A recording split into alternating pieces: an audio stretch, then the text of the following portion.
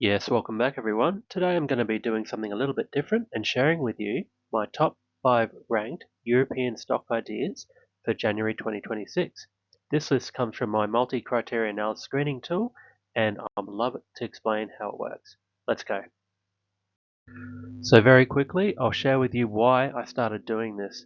I found that most screeners, like on Yahoo Finance and Seeking Alpha, they can screen things based on criteria that you find interesting, but they don't look for the most important things that I like leadership, what the moat is, what the consumer appeal is of a product or service, that sort of thing.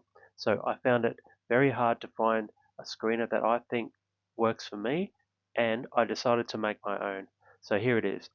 The multi-criteria analysis tool I built looks at products and service superiority, revenue growth and the amount of revenue that's recurring, the consumer appeal and the B2B reliance, how good the leadership is, the CEO, are they founders, optionality, are they able to develop new products and services and expand internationally, what the moat is, if it's wide, widening, or narrow, key performance metrics, what are the key segments, what do they actually do that matters to measure performance of the business, and a risk assessment, high, medium, low point scoring system that covers what are the main risks that could lead the business to fail. I covered the broad financials, the income statement, the balance sheet, and the cash flow statements to check if they're in good health or not. And I do both a relative valuation and a DCF valuation to check if it's fairly valued, undervalued, or overvalued. So with that aside, let's quickly get into the first stock. Rightio, so let's talk about Rolls-Royce Holdings. They're the first stock on my list. They have an A for product and service superiority. They are a play on European defence, energy transition in Europe, and also civil aerospace. Now, the reason why they're in the energy transition business is they're the leader in small modular reactors. They are a big player in nuclear reactors, and it's not something easily replicatable by other companies. It's hard to get into. It's got solid revenue growth in the future, and a lot of it's recurring. They have a large civil aerospace segment, and a lot of the recurring revenue there is from engine servicings and parts. So they don't just sell engines to aircraft manufacturers like Airbus and Boeing and what have you. They offer the services for maintenance, and that's a massive part of the business. They have a wide consumer appeal because a lot of their products are very hard to make and replicate. So there's a lot of B2B reliance associated with the business. The leadership, I gave a score of A. Um, Previous to the CEO coming on board, it was a declining business. It was in decline, and he's pulled off one of the turnarounds of the century, in my opinion. He's taken the business, made it lean, made it more efficient, made it more profitable, and it's just gone from strength to strength. And he's changed the absolute culture of the business from being very low, being very slow moving, slow to develop new products, to being one of the leaders in small modular reactors, civil aerospace, and also the energy transition for AI data centers. Um, they have a lot of optionality, both growing their markets in European defense and also in energy for data centers in the future. So that's why I gave them an A. They have a wide moat because it's very hard to compete with these sorts of businesses once they're established. In civil aerospace, they're the largest engine maker for wide body aircraft, and that's not going to change anytime soon. Their major competitor is General Electric, but the market's very big. There's enough for a market share for them both to win in the future. And they're the leader in small modular reactors. They're not an Oklo or a NuScale Power that have never made a nuclear reactor before. They are not starting from scratch. They already have guaranteed fuel supply for nuclear reactors in the future. So this will be a profitable part of the business in the next few years, and I see it going from strength to strength because the energy demands of Europe is just going to keep going up and up and up and up and up. Okay, KPIs are average. Just quickly go through the rest of it. The risk assessment is moderate. If there's a change to the European defence scene and power demand scene, then that might change things. The financials are strong, and overall, I think it's undervalued based on the DCF I've run and the relative valuation. The peers are trading at a higher multiple, which means, yeah, I think it's undervalued overall. So that's Rolls Royce, and that's why I like it. Righto, so next up on my list is Digital Network SA. They are the leader in digital out-of-home advertising in Poland. They have over 20,000 outdoor screens that you may have seen if you've been to Poland before. It's those screens that you have in train stations and airports. You walk past, they're showing like a luxury fashion brand or something like that. That's them. They sell advertising screen time on all of their screens across Poland, and they're the biggest player in that space. They have a lot of recurring revenue. They have a very good relationships with major brands like Adidas, Lego, McDonald's, all those sorts of big brands. Their leadership is outstanding. They've been able to grow the business. The, the stock has performed extremely well. It's been over a 16 bagger in the last 5 years. You have a look at the chart, it's just outstanding. I'm very surprised nobody knows much about this company. They do have optionality. They are open to mergers and acquisitions and expansion throughout Central Europe. They recently picked up another advertising brand to take over. So their capital allocation skills are quite good. They have a wide moat because they're very well established. They're the leading outdoor advertising brand in Poland, and they're expanding. Their key performance metrics are okay. Very low. I think it's a medium risk, but it is overall a pretty low risk to disrupt this type of business. The financials are okay, and it's trading at a fair value. So overall, I like it. The next one on my list is one of the first stocks I ever bought. It's called Campine, and it's also been a great performer for me. Um, I give it an A for superior product and service because they're the leading battery recycling company in Europe, and they are the leading producer of antimony. I can't say this. Antimony trioxide. I call it ATO in Europe. Um, Now, the biggest producer of ATO is in China, but the reason why the stock's been doing really well is because that segment of the business um, they're the main provider of ATO in Europe.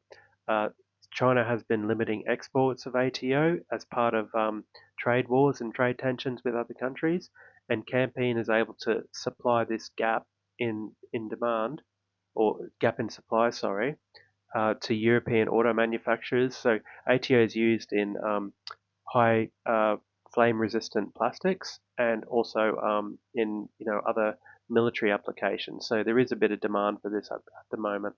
The revenue growth is quite good because it's all recurring. Um, they they take automotive batteries, break them down to their raw materials. So they make lead ingots, they make recycled plastics, they make specialty chemicals like ATO, and then they put them onto the open market. Um, they do have a little bit of optionality because they're able to expand through acquisition, but not as much as you would think. They've already dominated the European market, so there's not much room for them to grow anymore. The leadership are quite exceptional. They've made very good decisions in the past. They've kept their word. They're very good capital allocators. They have a wide moat. Nobody's going to be disrupting them anytime soon because they're so well established. To get a smelter built for lead and in Europe is a very hard task. So it's going to be very hard to be disrupting this company anytime soon. Um, the risk assessment is medium. The biggest risk to the business is commodity prices for things like lead and ATO. So the stock is very sensitive to those swings in prices. So if you're confident, if you're comfortable with that risk, then yeah, you can own the stock and sleep well at night. The financials are strong. They're generating a lot of free cash flow. I really like this company, and I think it's undervalued. I think it's trading at about a 7 PE at the time of recording, so hardly any growth has been priced in, and that's another reason why I like this stock. The next one on my list is Klarna. You may have heard of this company. It was originally a buy now, pay later form, but they're actually a neobank. So they offer products and services to their customers to allow payments to make it easier for people, and people love it. So instead of going to a shop and using a credit card, you can go to a shop right now, or go shopping online and click the pay with Klarna, pay in two, pay in three, pay in four option, and you can yeah, instead of you paying 10 or more than 10%, 15, 20% on a credit card, you just pay in four easy installments with Klarna with 0% interest. It's super simple. There's a lot of recurring revenue because it operates on in an online marketplace. So whenever people are buying something, that's when Klarna um, generates some revenue. Um, there's a lot of consumer appeal because it's a very good brand. It's a very trusted brand. They've been around for a very long time and they've grown a lot. The reason I got interested in the stock was actually I was looking on the App Store rankings and Klarna was up in like the top 10 for weeks and weeks and weeks. So that triggered my interest into understanding the company a bit better. I've watched a few interviews of the CEO and he is just incredible. He's a visionary founder. He likes to. He was one of the first to integrate artificial intelligence into some of the Klarna's operations by making recommendations easier, by using agentic AI that's on the plans for the future to execute tasks like sign up for a loan. It should he in his view it should all be automated. You shouldn't have to talk to anyone, reduce the friction around getting loans and doing stuff online with banking. That's something that really appeals to me anyway. They have optionality. They're in a lot of developed countries like Canada, the US, Europe, Australia, New Zealand, and they have optionality to move into other countries and other markets as well, and develop new products and services. They do have a narrow moat because there's so much competition and neobanks popping up. You've got N26, you've got Revolut, that are doing similar things. Not completely the same thing, but they are in competition with other neobanks. But overall, I think the sector is going to grow. I think legacy banks are on the way out unless they adapt and modernize. Um, the key performance metrics are average. The risk assessment is medium because there is so much competition, but the financials are very strong. They're very good at capital allocation. And overall, I think it's trading at a fair value based on my DCF and relative valuation metrics. Last one on the list is Paxman AB. This is a typical Peter Lynch stock because they do something that's a bit out of the box. They make scalp cooling systems. Now, you're probably scratching your own scalp wondering what the hell is a scalp cooling system? Well, it's designed for people that are undergoing chemotherapy treatment for cancer. So, patients that are undergoing chemotherapy treatment, we all know that the hair falls out because the medicine targets all cells in the body, and sometimes, pretty much all the time, the hair gets um, um, caught in the crossfire. So what the scalp cooling system does is reduce the scalp to a temperature where the likelihood of the hair surviving the cancer treatment goes higher. I don't know exactly how chemotherapy treatment works, but this scalp cooling system works. The cancer patient puts a thing on their head that's given that's connected to a machine made by Paxman, and it allows them to retain their hair in chemotherapy. What I really like about this is it has super high consumer appeal because people want to keep their hair when they're undergoing cancer treatment. They want to keep their dignity. They don't want to walk around in public with a bald head looking like a sick person. They want to retain their normal sense of life, and that's the reason why I like it. Um, they do make money by selling machines to hospitals, and they're in about 99% of hospitals in the UK, and they're growing. Um, and they're also dominant in the US with cancer clinics in the US, and they make recurring revenue. So it's like a user pay system. Every time a person is using a Paxman machine to keep their hair while undergoing cancer treatment, it gets billed through insurance. So yeah, it's a blend of recurring revenue and machine sales. The leadership is great because it's founder led. It's all in a family, and that's how the machine started. One of the family members in the family that founded the business got cancer. They wanted to develop a medical device that would allow them to keep their hair, and they did that. It's a great story. They do have optionality by moving into other markets like India, China, Asia, all over the world. Right now, they're only in sort of developed countries. They have a wide moat because they have a monopoly on this system. They have patents protecting this system, and they're just the main player in this. And there are some other less effective things or like that don't use the same technology, but the coverage isn't that great, and there's nothing worse than having, incomplete coverage of a scalp cooling system and parts of your hair fall out anyway, and defeats the purpose of keeping all of your hair.